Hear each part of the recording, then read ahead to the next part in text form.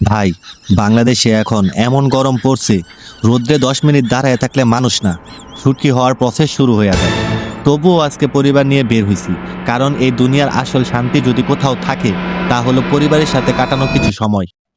প্রিয় দর্শক, আসসালামু আলাইকুম। আশা করি সকলেই ভালো আছেন। আলহামদুলিল্লাহ, আল্লাহর রহমতে আমরাও সকলেই ভালোই আছি। এত গরম পড়ছে যে ফ্যান চালাইলে ফ্যানও আমাদেরকে গরম বাতাস দেয়, মনে হয় হেয়ার ড্রায়ার চালাচ্ছি। এই গরমে বাইরে বের হওয়া মানে নিজেই বলতেছি চল বারবিকিউ হই। তারপর আমরা দেরি না করে রিকশায় উঠে পড়লাম। রিকশা তো চলতেছে, কিন্তু এক ফোঁটা বাতাস নাই। গরম এমন ভাবে লাগতেছে মনে হয় আমরা রাস্তায় না, চুলার সামনে বসে আছি। তারপর একটু মজার ছলে গরম হয়ে বললাম, এই গরমের মধ্যে তোমার বের হওয়া লাগলো? অমনি সে শুরু হয়ে গেল, তুমি না গেলে তো গরম আরো বাড়তো। এই কথা বলার পর বুঝলাম আমি বড় ভুল করে ফেলেছি, কারণ এরপর সে পুরোটা রাস্তা আমাকে লেকচার শোনাইতে। তবে এইসব ছোট ছোট ঝগড়াই আসল ভালোবাসার অংশ। রাগও আছে, আবার অভিমানও আছে, মায়াও আছে।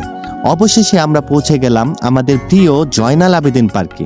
এই জায়গাটা একটা আলাদা শান্তি আছে। নদীর পাশে খোলা বাতাস, মানুষ হাসি খুশি। গরম থাকলেও মনে হয় একটু শান্তি পাওয়া যায়।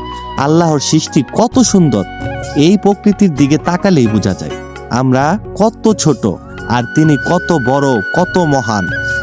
পার্কে ঢুকতেই আমাদের ছোট বস শুরু করলো, আব্বু হাওয়াই মিঠাই লাগবে। আমি বললাম এই গরমে মিঠাই? ও বলল আমার লাগবেই। তারপর কিনে দিলাম। ও খাচ্ছে একটু আর হাত দিয়ে পুরো শরীরটা আঠা বানায় ফেলে। ভিতরে দেখি মেলা বসছে, কনসার্টও চলতেছে। এত মানুষ, মনে হইতেছিল পুরো শহর এইখানে। আমার ছেলে কিছুতেই দেখতে পারতেছিল না, তাই তার মা কোলে তুলে ধরলো। ও ভিআইপি হয়ে গেল আর আমি নিচে দাঁড়িয়ে সিকিউরিটি। আসলে সন্তান হইল আল্লাহ তাআলার সবচেয়ে বড় নিয়ামত। ওদের ছোট ছোট হাসিতে আমাদের বড় সুখ। কিছুক্ষণ পর বুঝতে পারলাম এই গরমে বেশিক্ষণ টিকে থাকা বড়ই মুশকিল। আমরা বসে পড়লাম। পাশে দেখি আখের রস বিক্রি করতেছে। তাকে জিজ্ঞেস করলাম, তুমি কি খাবে? সে বলে না। আমি বললাম, এটা খেলে কলিজা ঠান্ডা হয়ে যাবে। এক প্রকার জোরাজোরি করেই তাকে দিলাম। সে অল্প খেয়ে আমাকে পুরোটা দিয়ে দিল। একটু খেয়ে পুরোটা আমার হাতে। এটাই হলো আসল ভালোবাসা। আল্লাহ আমাদের ছোট ছোট জিনিসেও সুখ দেন, আমরা শুধু সেটা বুঝতে পারি না। এর মধ্যে আমার ছেলে একটা কাণ্ড করে বসলো।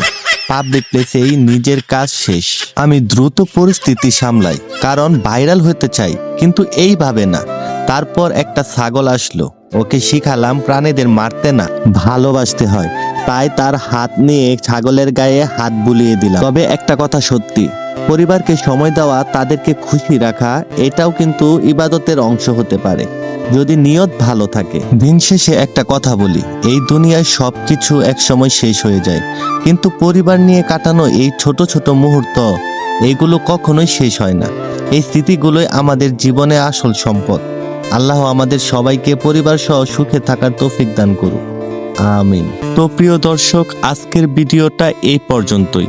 যদি আমাদের ভিডিওটি আপনার কাছে ভালো লেগে থাকে তাহলে অবশ্যই একটি লাইক এবং কমেন্টে জানিয়ে দিবেন ভিডিওটি আপনার কাছে কেমন লেগেছে, আর কেমন ধরনের ভিডিও চান অবশ্যই কমেন্ট বক্সে জানিয়ে দেবেন। আজ যাচ্ছি কিন্তু যাচ্ছি না, ফিরে আসবো আবারও কোনো এক ভিডিও নিয়ে, নতুন ভিডিও নিয়ে এবং নতুন বার্তা নিয়ে। সেই পর্যন্ত সকলেই ভালো থাকবেন, সুস্থ থাকবেন, সেই কামনায় শেষ করছি আমাদের আজকের ব্লগ। আল্লাহ হাফেজ।